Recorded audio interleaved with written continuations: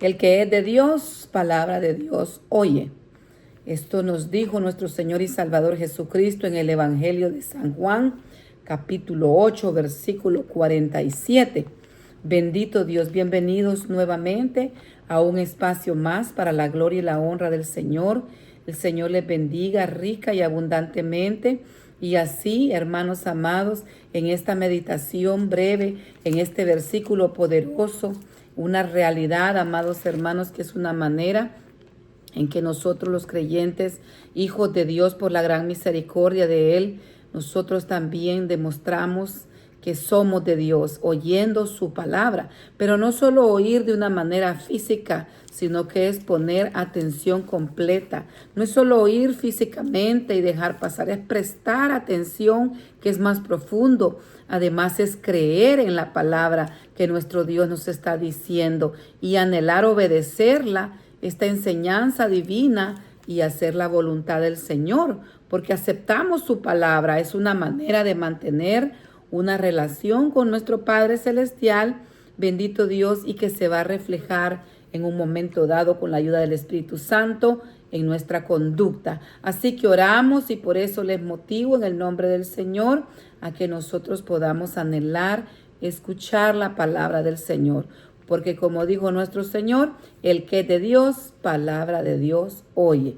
Bendito Dios. Así que les felicito y les animo a que sigamos adelante. Les felicito por su disposición de seguir el plan de lectura que el Señor ha propuesto en nuestros corazones desde el inicio de año, y que toda gloria y toda honra sea para Él. Padre bueno, Dios de amor y de bondad, muchas gracias, Señor, por este tiempo que nos has permitido nuevamente este día, Señor, estar en comunión contigo a través de tu palabra. Queremos oír tu palabra, Señor. Ayúdanos, Dios mío, a creerla, Dios mío, a atesorar, Señor bendito Dios, estas enseñanzas maravillosas que tú nos enseñas, Dios mío, Señor, en tu bendita palabra. Amado Padre, Dios mío de gloria, Señor, a obedecer las enseñanzas divinas. Ayúdanos a hacer tu voluntad, amado Dios, y poder también, Señor, reflejar, Señor, que somos hijos tuyos. Anhelamos escuchar tu palabra y compartirla con aquellas vidas también que no te conocen. Bendice los amigos, bendice, Señor, cada vida que va a escuchar este video, Señor amado, este mensaje, esta lectura de la palabra, Señor, que va a entrar en contacto con este espacio, con este video, para la gloria y la honra de tu nombre, Señor. Gracias, Padre, gracias, Hijo, gracias, Espíritu Santo. Amén y amén. Bendito Dios. Así, mis amados, vamos a ver qué leímos el día de ayer. Leíamos el capítulo 33 del libro de Números, gloria sea al Señor, y vemos algo muy interesante y nos arroja más datos, nos da mucho más datos acerca de toda la travesía que el pueblo de Israel pasó en esos 40 años desde que salió de Egipto hasta el Jordán. Se detalla una ruta de 40 años que Israel estuvo en el desierto, y también pudimos leer el registro de al menos 40 campamentos claves por mandato divino que ellos hicieron, ¿verdad? A los lugares que llegaron, de dónde salían, hacia dónde acampaban nuevamente.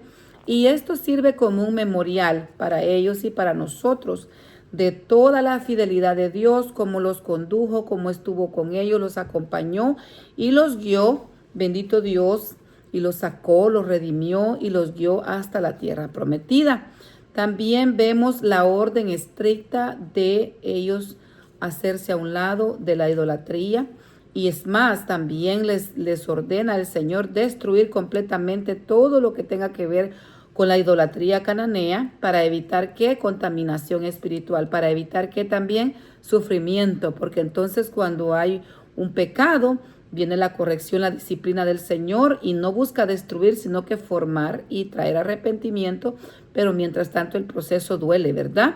Bendito Dios. Y también el Señor advierte acerca de las graves consecuencias que trae la desobediencia. Vamos a ver entonces del versículo 1 al 2, está el registro histórico.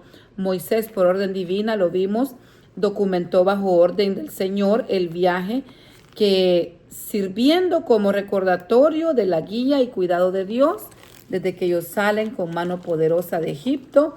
Bendito Dios, como Dios también derribó y demostró su poder ante todos los ídolos que adoraban, falsos dioses, más bien demonios, que el Señor los reprenda, que adoraban en Egipto. Él los saca, no sin antes Él demostrar que Él es el verdadero Dios, que Él es el que tiene el poder. La ruta del desierto la vimos del versículo 3 al 49. Leíamos bastantes lugares, nombres bien especiales, ¿verdad? Y poco comunes. A veces nos cuesta un poco pronunciarlo, pero ahí vamos aprendiendo con la ayuda del Señor. Se enumeran las jornadas desde la salida de Ramesés, de que es en Egipto, hasta las llanuras del Moab, que es frente a Jericó, donde ellos han llegado, enfatizando la soberanía de Dios sobre su pueblo. En el desierto también, la orden de expulsión del versículo 50 al 53, veíamos que al llegar al Jordán, Dios les ordena expulsar a todos los habitantes que estaban en la tierra que Él les iba a entregar, que destruyeran también sus ídolos y que mucho menos fueran a ser parte de sus prácticas paganas y ocultismo, ¿verdad? Que hacían brujería, todo tipo de actos que ofendían la santidad del Señor, la ofenden también todavía. Los lugares altos que tenían decorados, donde se reunían a hacer todas las atrocidades e inmoralidades sexuales, para evitar que se contaminaran, para evitar que todo esto lindo que Él les había entregado en el desierto y formado para ser un pueblo diferente, un pueblo santo, no se fuera a perder, ¿verdad? Bendito Dios. Entonces vemos que este mandamiento sigue vigente también para nosotros. ¿Por qué? Porque el Señor nos ordena que no entremos nada anatema a nuestra casa. ¿Qué es anatema? Algo maldito, algo que no es de Dios, algo que ofende a Dios. Bendito Dios, porque al introducir objetos anatemas, objetos que no son de Dios, tales como ídolos, amuletos, a veces vamos nosotros, no sabemos, ¿verdad? No sabíamos antes que no leíamos la palabra, veíamos una calavera, decíamos pintadita, decíamos, ay, qué bonita, más no sabemos de que lo están usando para adorar, que el Señor la reprenda, la Santa Muerte que adoran en un país de México, ¿verdad? Entonces, realmente a veces nosotros vemos, ay, qué bonita esta pirámide, qué bonito decimos esta herradura. No nos ponemos a pensar el trasfondo que eso trae, lo que impacta en nuestra casa, porque al llevar nosotros cosas malditas, cosas que no son de Dios, cosas que son del enemigo, cosas que usan para espiritismo, brujería, hechicería, cosas que a veces nosotros las vemos significantes, lo que no sabemos es que estamos provocando la ira de Dios y estamos llevando maldición a nuestras casas. Por ejemplo, cuando quieren celebrar Halloween, ay, que esto se ve, este murciélago, esta calavera, esta araña, esta brujita.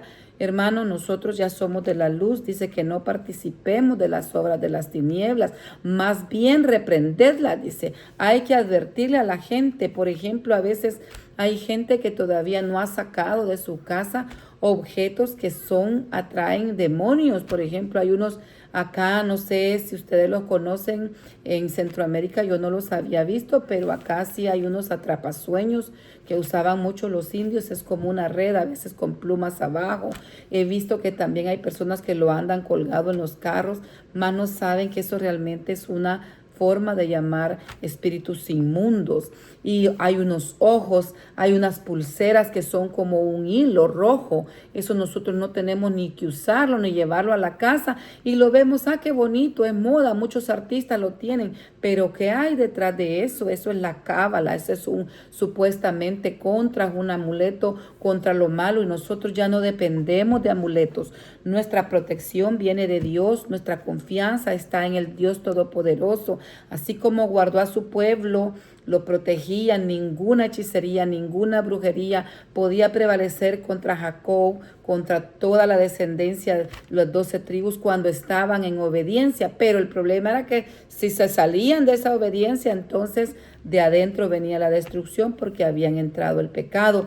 Entonces hicimos un paréntesis muy importante acá, porque nosotros tenemos que estar pendientes de qué es lo que llevamos a nuestro hogar. Rápidamente les comparto, una vez Dios en su misericordia nos permitió con mi esposo y creo que un grupo de hermanos también, no me recuerdo exactamente quiénes eran, ya hace bastantes años, fuimos a una casa donde no los dejaban dormir, las niñas las asustaban, las niñas no podían dormir. Y cuando fuimos donde la hermana, ¿verdad? Le dijimos que si daba permiso. Además, ella dijo, sí, vayan. Empezamos a revisar y le dijimos, nos da permiso porque nosotros no podemos solo llegar a sacar cosas, sino que tiene que ser el que las ha entrado, renunciar a ellas y sacarlas de su casa porque no son nuestras casas. Entonces nosotros le dimos, mire, esto y esto no es de Dios.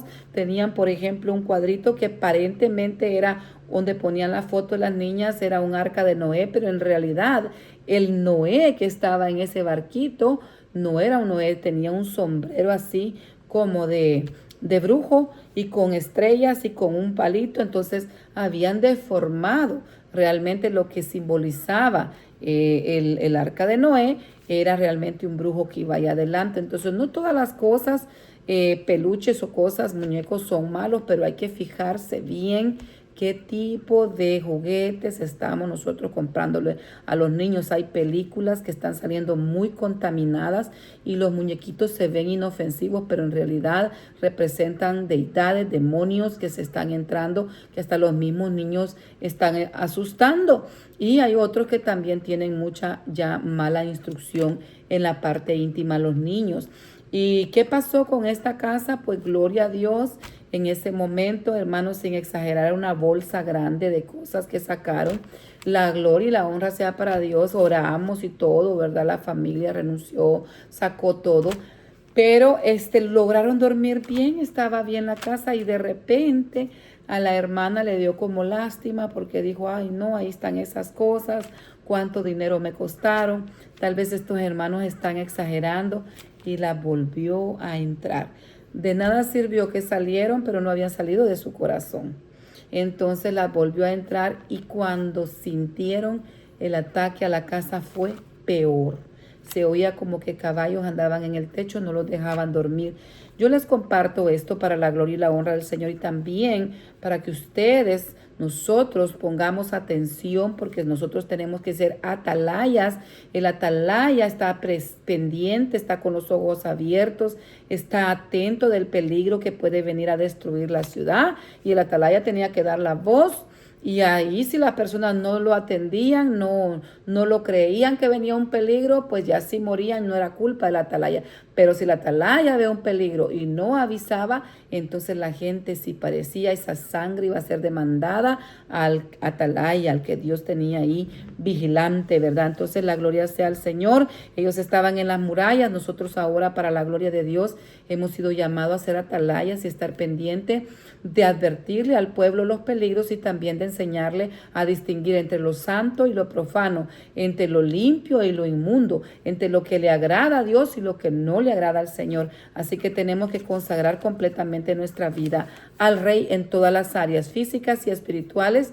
Cuidado con lo que tengan en casa, revisen si hay cuadros, películas de terror, eso no le agrada a Dios, eso no es de Dios, eso abre puertas a la maldad, eso es como que usted invite al enemigo a su casa así deliberadamente y luego las consecuencias son terribles en los niños, en la familia, en tanta cosa que puede hacer. Bueno, pero tenemos que continuar. Leíamos también la advertencia de las consecuencias del versículo 55 al 56 en el capítulo que leíamos de Números, gloria sea al Señor. 33, Números 33. Estamos revisando lo que leímos en capítulo 33 de Números. Y aquí Dios advierte que si no expulsan a todos los cananeos, oiga bien, aquí hay otra gran enseñanza, estos serán espinas a sus ojos, les dice, y aguijones en sus costados. ¿Cuánto nos hemos espinado? Duele, y no digamos en los ojos, ¿verdad? Los ojos es algo tierno, algo delicado, algo muy importante, muy valioso. Imagínense, si tuviéramos espinas en los ojos, nos costaría ver con dificultad. Entonces, ¿qué significa esto? Ellos iban a entrar a una tierra completa y totalmente contaminada con costumbres paganas. Entonces, tenían que derribar la gente, tenían que limpiar los lugares altos, desarmar los ídolos, hacer una limpieza para poder llegar a habitar. Es como cuando nosotros vamos a una casa nueva, nosotros no sabemos quiénes vivieron antes ahí, entonces suplicarle al Señor que saque, que renunciamos a todo aquello que no sea de Dios, que cerramos toda puerta en ese lugar que ha sido abierta a la maldad, que echamos fuera todo espíritu contrario y pedirle a Dios que establezca su reino, su paz, su presencia, pero primero hay que limpiar. Nosotros no nos vamos a pasar a una casa físicamente si la casa está sucia, empezar a poner las cosas, no, primero limpiamos, si es posible pintamos, arreglamos y luego entramos y vivimos. Así es el proceso también para lo espiritual. Gloria sea al Señor. Entonces vimos que el Señor les advierte, porque si nosotros no derribamos aquello que nos está haciendo la guerra, nos va después a vencer y nos va a dominar y a llevar de donde Dios nos sacó. Tenían que vencer todos esos reyesuelos que estaban gobernando Canaán y a veces están todavía en nuestro corazón y no nos hemos dado cuenta, ¿verdad? Así que pidámosle al Señor que nos ayude a ver nuestra condición. Lo que resultaría pues en que Dios iba a tratar con Israel si ellos desobedecían esta orden y con la misma severidad que estaba planeada contra los cananeos. O sea, vemos nosotros que Dios es un Dios de misericordia, pero también es un Dios justo, un Dios poderoso y soberano, que tenemos que temerle a Él, tenerle respeto, amor profundo y saber de que nosotros, el Señor, si a su pueblo disciplinó, también a nosotros como iglesia, ¿verdad? Vimos también del versículo en adelante, del 57 en adelante, el reparto de la tierra.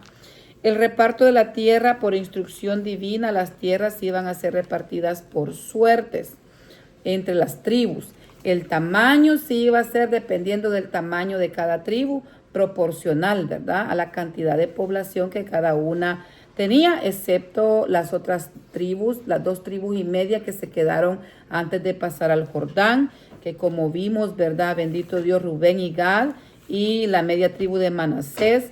Ellos tenían abundancia de ganado, entonces hicieron ahí un convenio que iban a ir a la guerra, pero que les permitieran quedarse en esa parte de las tierras que era conveniente para su ganado. Y con esa promesa, ¿verdad? Ese compromiso, Moisés estuvo de acuerdo, porque así eso no iba a desanimar al pueblo de querer conquistar y de ir a la pelea. Iban a estar juntos los hermanos, no iban a regresar a sentarse a sus tierras que les habían asignado hasta que todos los demás tuvieran ya su posesión en la tierra. Entonces, acá vamos a hacer un paréntesis y vamos a meditar un poquito en esta palabra clave que es suerte, ¿verdad?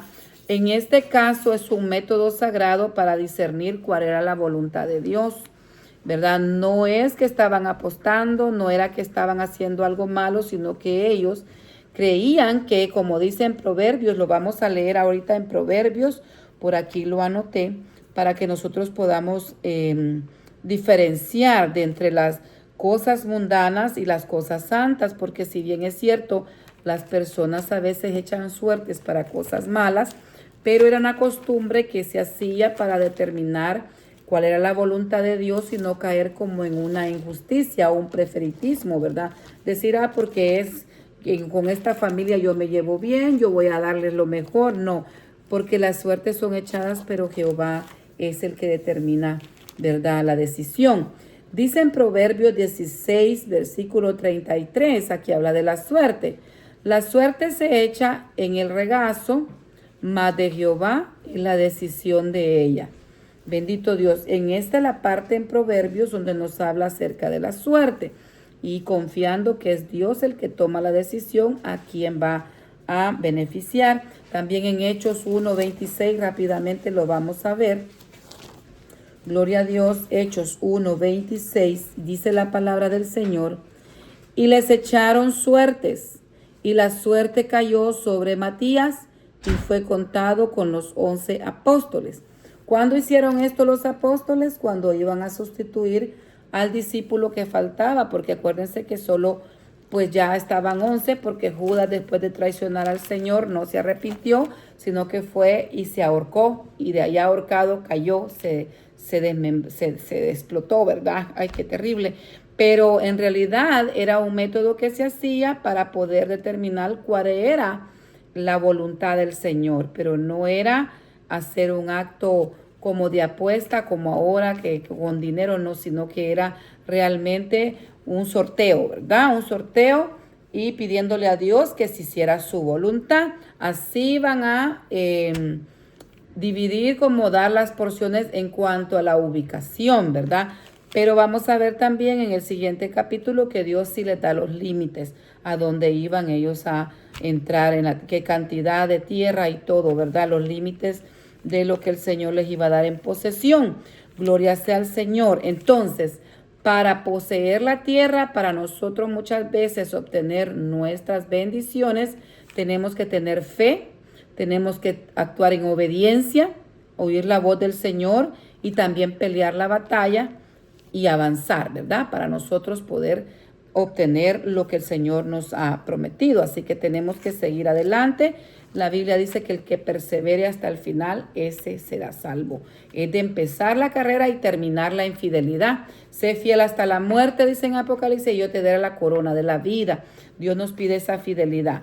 En Números capítulo 34 leíamos también, como veíamos, viene una secuencia acerca de la definición de las fronteras. Dios delimita con precisión el territorio que ellos iban a ocupar. Abarca desde el desierto y hasta el mar salado, el sur, hasta el mar grande, el Mediterráneo, el oeste, el monte Er, el norte, y Enán en el este. Dios les estaba diciendo desde aquí hasta acá es lo que el Señor les estaba dando según la promesa que le hizo a su siervo Abraham. La herencia de la tierra se enfatiza que Canaán es la herencia y así cumple Dios la promesa que venía haciendo al patriarca, al padre de la fe.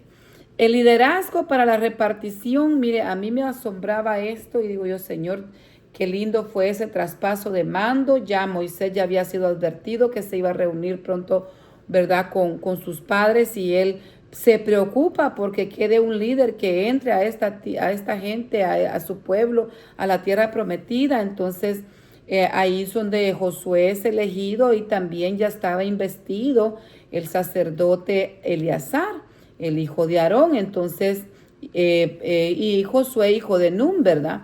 Entonces, son los que realmente, acompañados con un príncipe de cada tribu, están liderando ya la repartición de la tierra. También vimos instrucciones divinas. El territorio es un regalo de Dios.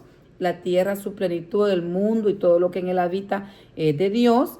Y él establece los límites para que no tomen un lugar, una tierra que no se les había sido asignada, ¿verdad?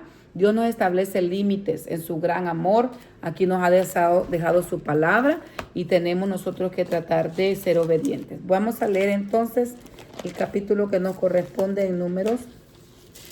Gloria a Dios, y este día terminamos este hermoso libro. Si Dios nos permite, mañana empezamos Deuteronomio. Gloria sea al Señor. Vamos a leer ahora. Bendito Dios, estamos en el día 77, gloria sea al Señor, Números 35 y 36. Leemos en el nombre del Padre, del Hijo y del Espíritu Santo, la herencia de los levitas. Habló Jehová a Moisés en los campos de Moab, junto al Jordán, frente a Jericó, diciendo: manda a los hijos de Israel que den a los levitas la posesión de su heredad, ciudades en que habiten.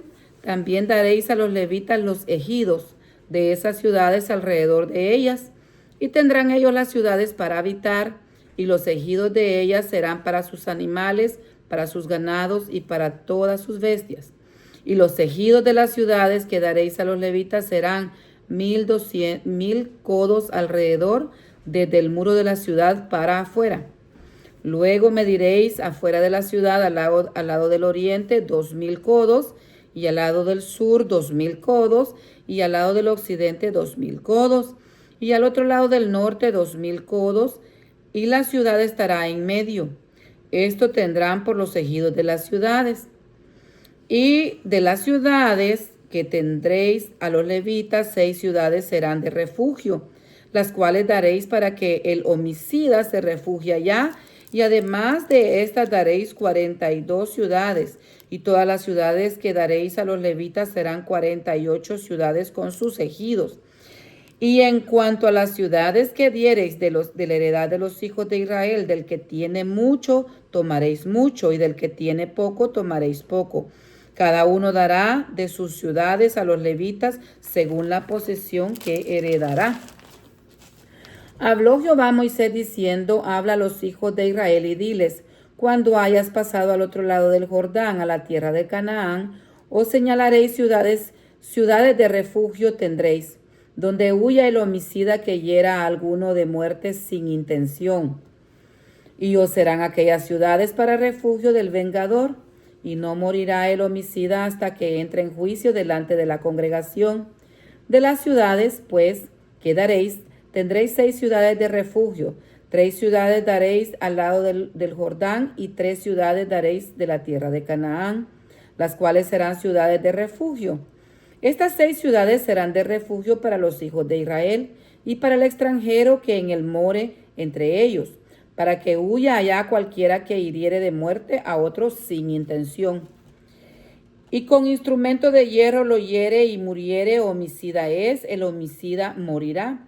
Y si con piedra de la mano en que pueda dar muerte lo hiriere y muriere, homicida es, el homicida morirá. Y si con instrumento de palo en mano que pueda dar muerte lo hiere y muera, homicida es, el homicida morirá. El vengador de la sangre, él dará muerte al homicida, cuando lo encontrare, él lo matará. Y si por odio lo empujó o lo echó sobre alguna cosa, por acechanza de muerte o por enemistad lo hirió con su mano y murió, el heridor morirá, es homicida. El vengador de la sangre matará al homicida cuando lo encontrare. Mas si casualmente lo empujó sin enemistades o echó sobre él cualquier instrumento sin acechanzas, o bien sin verlo hizo caer sobre el agua piedra que pudo matarlo y muriere, él no era su enemigo ni procuraba su mal, entonces la congregación juzgará entre el que causó la muerte y el vengador de la sangre conforme a estas leyes. Y la congregación librará al homicida de mano del vengador de la sangre, y la congregación lo hará volver a su ciudad de refugio, el cual se había refugiado, y morará en ella hasta que muera el sumo sacerdote, el cual fue ungido con el aceite santo. Mas si el homicida saliere de fuera de los límites de la ciudad de refugio, en la cual se refugió, el vengador de la sangre le hallare fuera del límite de la ciudad de su refugio, el vengador de la sangre matare al homicida, no se le culpará por ello, pues en su ciudad de refugio deberá aquel habitar hasta que muera el sumo sacerdote. Y después que haya muerto el sumo sacerdote, el homicida volverá a la tierra de su posesión. Leyes sobre testigos y sobre el rescate. Estas os serán por ordenanza de derecho por vuestras edades en todas vuestras habitaciones. Cualquiera que diere muerte a alguno por dicho de testigo morirá el homicida, mas un solo testigo no hará fe contra una persona para que muera. Y no tomaréis precio por la vida del homicida, porque está condenado a muerte, indefectiblemente morirá. Tampoco tomaréis precio del que huyó a su ciudad de refugio, para que vuelva a vivir en su tierra hasta que muera el sumo sacerdote. Y no contaminaréis la tierra donde estuviereis, porque esta sangre amancillará la tierra, y la tierra no será expiada de la sangre que fue derramada en ella, sino por la sangre del que derramó. No contaminéis, pues, la tierra donde habitáis, en medio de la cual yo habito, porque yo Jehová habito en medio de los hijos de Israel. Capítulo 36, gloria sea al Señor, y este es el último capítulo del libro de Números, precioso libro, ley del casamiento de las heredades. Llegaron los príncipes de los padres de la familia de Galaad, hijo de Maquir, hijo de Manasés, de las familias de los hijos de José, y hablaron delante de Moisés y de los príncipes, jefes de las casas paternas de los hijos de Israel, y dijeron: Jehová mandó a mi señor que por sorteo diese las tierras a los hijos de Israel en posesión. También ha mandado Jehová a mi señor que dé la posesión de Zelofead, nuestro hermano, a sus hijas. Y si ellas se casaren con algunos de los hijos de otras tribus de los hijos de Israel, la herencia de ellas será así quitada de la herencia de nuestros padres, y será añadida a la herencia de la tribu a la que se unan, y será quitada la posesión de nuestra heredad, cuando viniere el jubileo de los hijos de Israel. La heredad de ellas será añadida a la heredad de la tribu de sus maridos. Así la heredad de ellas será quitada de la heredad de la tribu de nuestros padres. Entonces Moisés mandó a los hijos de Israel por mandato de Jehová, diciendo: la tribu de los hijos de José habla rectamente. Esto es lo que ha mandado Jehová acerca de las hijas de Zelofehad, diciendo: cásense como a ellas les plazca, pero en la familia de la tribu de su padre se casarán, para que la heredad de los hijos de Israel no sea traspasada de tribu en tribu, porque cada uno de los hijos de Israel estará ligado a la heredad de la tribu de sus padres. Y cualquiera hija que tenga heredad de las tribus de los hijos de Israel con alguno de la familia de la tribu de sus padres se casará, para que los hijos de Israel posean cada uno la heredad de sus padres. Y no ande la heredad rodando de tribu a otra, sino que cada una de las tribus de los hijos de Israel estará ligada a su heredad. Como Jehová mandó a Moisés, así hicieron las hijas de Zelofehad, y así Maala, Tirsa, Ogla, Milca y Noa, las hijas de Zelofehad, se casaron con hijos de sus tíos paternos. Se casaron en la familia de los hijos de Manasés, hijos de José, y la heredad de ellas quedó en la tribu de la familia de su padre. Estos son los mandamientos y los estatutos que mandó Jehová por medio de Moisés a los hijos de Israel en los campos de Moab, junto al Jordán, frente a Jericó. Gloria sea al Señor. Terminamos este precioso libro. Bendito Dios, y mañana, si Dios nos permite, vamos a empezar el libro de Deuteronomio. Gloria sea al Señor. Y así pasamos al Nuevo Testamento. Gloria a Dios, bendito sea el Señor. Vamos avanzando. Hoy nos corresponde en este día número 77 leer el Evangelio de San Juan, capítulo 9. Y vamos a ver qué leímos ayer. En el capítulo 8, gloria sea al Señor, la confrontación entre la gracia, bendito Dios, y el legalismo. La gracia divina versus el legalismo, gloria sea al Señor. Empezamos a ver un caso muy conocido del cual podemos aprender muchas cosas, así que les motivo a que lo sigan ustedes leyendo y meditando. El capítulo 8 del versículo 1 al 11 vimos la historia, el caso de la mujer adúltera. Jesús desbarata la trampa de los fariseos. Ellos le traen una mujer que le había sido sorprendida en el mismo hecho de adulterio, pero traen a esta mujer para ver qué hacía el Señor. Y si él decía no la maten, estaba violentando la ley de Moisés, pero ellos también ya la habían violentado, porque si se recuerdan en lo que nosotros hemos leído, la gloria sea al Señor, el Señor nos viene pues enseñando, si podemos decir así, también cómo era que se tenía que tratar este asunto. Y no solo tenían que traer a la mujer, también tenían que traer el hombre, y los dos tendrían que haber muerto, pero trajeron solo a la mujer. Y le dice que pues la ley de Moisés decía que tenían que apedrarla, y que él qué decía, ¿verdad? Si él decía no, pues violentaba la orden de Dios a través de Moisés, y si él decía sí, pues ahí también iban a él a acusarlo, ¿verdad? Y iba a quedar como una persona que no tenía misericordia. Pero él le dice algo muy clave: el que esté libre de pecado, tire la primera piedra. O sea, es verdad, tenemos que cumplir la ley, pero nosotros a veces somos fáciles para ver el pecado en la otra persona, para ver el defecto, para ver la falta, pero nosotros no nos hemos dado cuenta que no podemos ser jueces, porque en nosotros hay quizás hasta más falta de los que se está señalando en la otra persona, en el prójimo. Entonces, uno a uno fueron yéndose hasta que la mujer queda sola y le dice: mujer, ¿dónde están los que te acusan? Nadie te acusó. Le dice: no, ni yo tampoco. Pero eso sí, le muestra su gracia, su poder misericordioso, el Señor amoroso, pero la perdona, pero la exhorta y le dice: vete y no peques más. También el Señor nos está diciendo, no es que Él les está dando licencia para pecar, no, de ninguna manera. Le dice: vete y no peques más. La perdona, tiene misericordia, pero le da la instrucción, la clave de la vida victoriosa, ¿verdad? luchar contra el pecado, la carne, el mundo y todo lo que quiere separarnos de Él, lo que trae muerte espiritual y lo que trae consecuencias graves en todas las áreas de nuestra vida. Por otra parte, vimos también en ese mismo capítulo, en el versículo 12, Jesús declara abiertamente, y Él es la luz del mundo. Yo soy la luz del mundo. Y si el que lo seguimos, ya no andamos en tinieblas. El Señor en su gran misericordia, Él pues se dispone y está ahí para guiarnos, para ser nuestro guía espiritual y para que nosotros no andemos en esa oscuridad que andábamos antes, ¿verdad? En desórdenes. No nos poníamos a meditar, ¿será que esta decisión le va a agradar a Dios? ¿Será que si voy a tal lugar estoy agradando a mi Señor? No, solo íbamos, nos invitaban y no medíamos las consecuencias. ¿Cuántas veces entramos a lugares oscuros, tal vez de mucha opresión y de mucho riesgo?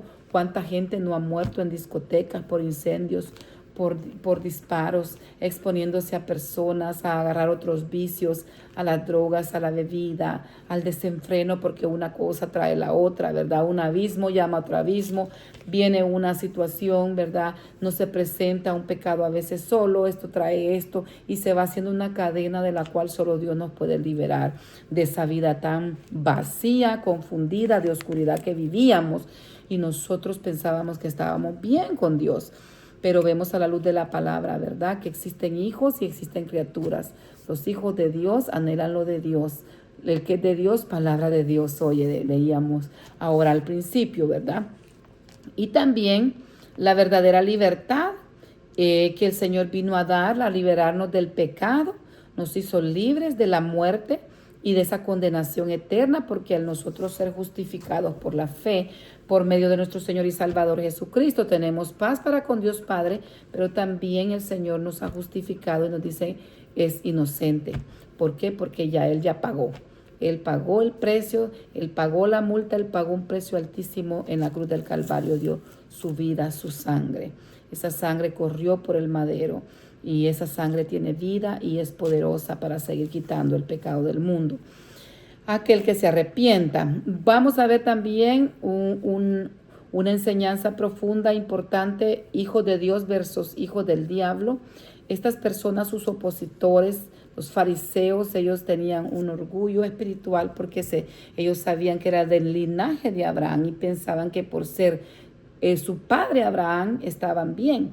Y esto también nosotros tenemos que tener un grave precaución, cuidado, porque en realidad nuestros padres, puede ser un pastor, puede ser un líder, pero la salvación es individual. El encuentro con nuestro Señor tiene que ser un encuentro uno a uno. Eso es un momento especial que cada uno tenemos que experimentarlo y tomar una decisión de vida. Esto es personal. Bendito es, tal vez mi esposo o mi esposa está bien y realmente nosotros, el otro cónyuge está mal. Esto no es porque él está bien, yo me voy. No, esto tiene que nosotros estarmos conscientes de que tenemos que estar firmes en la roca que es Jesucristo. Jesús confronta, nuestro Señor Jesucristo confrontó a sus opositores y les indica que sus acciones son las que revelan quién es el Padre, quién es su Padre verdaderamente. Si ellos estaban atendiendo y eran hijos de Dios, sus acciones tenían que ser buenas y creer en el que el Padre había enviado a Él, a Jesucristo, su unigénito, su Hijo, porque Él hacía todo lo que el Padre le había indicado que hiciera, lo que Él había visto que el Padre hacía, pero ellos no creían, tenían mucho conocimiento, pero no tenían fe, había mucho orgullo y mucho legalismo. Bendito Dios, así Él dice quién es el verdadero Padre. Nuestras acciones lo van a revelar. La palabra dice, por sus frutos los conoceréis. No nos dejemos deslumbrar por los dones, por el ministerio, por la manera en que la persona habla. Veamos sus actos, veamos su vida. Si su vida está ordenada, si su vida, siempre tenemos áreas en que podemos mejorar. Somos humanos, estamos en proceso de santificación, vamos como la luz de la aurora, de aumento en aumento, pero nuestro testimonio es muy importante. A quién estamos representando y cómo lo estamos representando, con nuestro decir, con nuestro actuar, con lo que hacemos, con lo que dejamos de hacer, en la manera que lo hacemos. Y así es Dios de misericordioso, que nos permite dar fruto digno de arrepentimiento. Gloria sea al Señor. Vemos también la divina la divinidad de Jesús y dice yo soy. Y nos vamos allá al Éxodo 3:14, ¿verdad? Cuando Moisés tuvo el encuentro con el Señor y le pregunta, y si me dicen mis hermanos, ¿quién me mandó? ¿Cuál es tu nombre? ¿Qué les voy a decir? Yo soy, le dice el Señor, el que es, el que era y el que ha de venir, el eterno, el que siempre ha existido, que por Él y para Él han hecho todas las cosas, ¿verdad? Él hizo, Jesús es el hacedor de tantas maravillas, hacedor y consumador de la fe. Lo que provoca entonces esta afirmación de Jesús, ¿cuál fue la reacción de ellos? Querían apedrarlo, querían ya realmente, tomaron piedras, dice la palabra en el versículo 59, para arrojárselas, pero Jesús, dice la palabra, se escondió y salió del templo y atravesando en medio de ellos se fue. En ese momento para ellos fue como invisible, enfrente de ellos pasó y no lo pudieron ellos agarrar porque no era su tiempo. Es en el tiempo del Señor. Dios tiene el control de todo. Dios está sentado en su trono y nada se escapa de su soberanía, de su poder y de su santa y perfecta voluntad. Vamos a leer ahora entonces, habiendo panorámicamente visto los puntos más relevantes, ¿verdad?, de lo que hemos leído. Vamos a leer ahorita el capítulo número 9, siempre en el nombre del Padre, del Hijo y del Espíritu Santo. Jesús sana a un ciego de nacimiento. Al pasar Jesús vio a un hombre ciego de nacimiento y le preguntaron sus discípulos diciendo, Rabí, ¿quién pecó, este o sus padres, para que haya nacido ciego? Respondió Jesús, no es que pecó este ni sus padres, sino para que las obras de Dios se manifiesten en él. Me es necesario hacer las obras del que me envió. Entre tanto, el día dura. La noche viene, cuando nadie puede trabajar. Entre tanto que estoy en el mundo, luz soy del mundo. Dicho esto, escupió en tierra e hizo lodo con la saliva y untó el lodo en los ojos del ciego y le dijo, ve a lavarte en el estanque de Siloé, que traducido es enviado. Fue entonces y se lavó y regresó viendo. Entonces los vecinos y los que antes le habían visto que era ciego decían, ¿no era este el que se sentaba y mendigaba? Unos decían, él es, y otros, a él se parece. Él decía, yo soy. Y le dijeron, ¿cómo te fueron abiertos los ojos? Respondió él y dijo, aquel hombre que se llama Jesús hizo lodo, me untó los ojos y me dijo, ve al Siloé y lávate. Y fui y me lavé y recibí la vista. Entonces le dijeron, ¿dónde está él? Él dijo, no sé. Los fariseos interrogan al ciego sanado. Llevaron ante los fariseos al que había sido ciego, y era día de reposo cuando Jesús había hecho el lodo y le había abierto los ojos. Volvieron, pues, a preguntarle también los fariseos cómo había recibido la vista.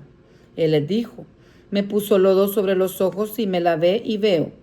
Entonces algunos de los fariseos decían, ese hombre no procede de Dios, porque no guarda el día de reposo. Otros decían, ¿cómo puede un hombre pecador hacer estas señales? Y habían disensión entre ellos. Entonces volvieron a decirle al ciego, ¿qué dices tú del que te abrió los ojos? Y él dijo, ¿qué es profeta? Pero los judíos no creían que él había sido ciego y que había recibido la vista, hasta que llamaron a los padres del que había recibido la vista y les preguntaron diciendo, ¿este vuestro hijo, el que vosotros decís que nació ciego, cómo pues ve ahora? Sus padres respondieron y les dijeron, sabemos que este es nuestro hijo y que nació ciego, pero cómo ve ahora no sabemos. ¿O quién le ha abierto los ojos? Nosotros tampoco sabemos. Edad tiene preguntarle a él, él hablará por sí mismo. Esto dijeron los padres porque tenían miedo de los judíos, por cuanto los judíos, acordando que si alguno confesase a Jesús que era el Mesías, fuera expulsado de la sinagoga. Por eso dijeron sus padres, edad tiene preguntarle a él. Entonces volvieron a llamar al hombre que había sido ciego y le dijeron, da gloria a Dios, nosotros sabemos que ese hombre es pecador. Entonces él respondió y dijo, si es pecador, no lo sé. Una cosa sé, que habiendo yo sido ciego, ahora veo. Le volvieron a decir, ¿qué te hizo? ¿Cómo te abrió los ojos? Él le respondió, ya os he dicho, y no habéis querido oír, porque lo que queréis oír, ¿por qué lo queréis oír otra vez? ¿Que también vosotros hacéos sus discípulos? Y le injuriaron diciendo, tú eres su discípulo, pero nosotros, discípulos de Moisés, somos. Nosotros sabemos que Dios ha hablado a Moisés, pero respecto a este, no sabemos de dónde sea. Respondió el hombre y les dijo, pues esto es lo maravilloso, que vosotros no sepáis de dónde sea, y a mí me abrió los ojos. Y sabiendo que Dios no oye a los pecadores, pero si alguno es temeroso de Dios y hace su voluntad, a ese oye. Desde el principio no se ha oído decir que alguno abriese los ojos a uno que nació ciego. Si éste no viniere de Dios, nada podría hacer. Respondieron y le dijeron, tú naciste del todo en pecado y nos enseñas a nosotros, y le expulsaron. Ceguera espiritual del versículo 35 en adelante. Oyó Jesús que le habían expulsado y hallándole le dijo, ¿crees tú en el Hijo de Dios? Respondió él y le dijo, ¿quién es, Señor, para que crea en él?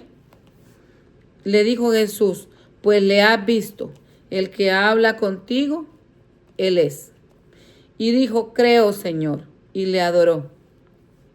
Dijo Jesús, para juicio he venido yo a este mundo, para que los que no ven, vean, y los que ven, sean ciegos. Entonces algunos de los fariseos que estaban con él al oír esto le dijeron, ¿acaso nosotros somos también ciegos? Jesús le respondió, si fuerais ciegos no tendríais pecado, pero pecado, mas ahora porque veis, vemos que vuestro pecado permanece. Gloria sea al Señor, bendito Dios. Hasta aquí nos quedamos en este día, amados. Dios les bendiga. Y si el Señor nos permite, nos reunimos el día de mañana para continuar iniciando el libro de Deuteronomio y continuar con el Evangelio de Juan. La gloria y la honra sea para Dios. Que el Señor me los bendiga rica y abundantemente. Que la paz del Señor esté en nuestros corazones, en nuestras casas y donde quiera que andemos. El Señor los guarde. Mis amados, amén.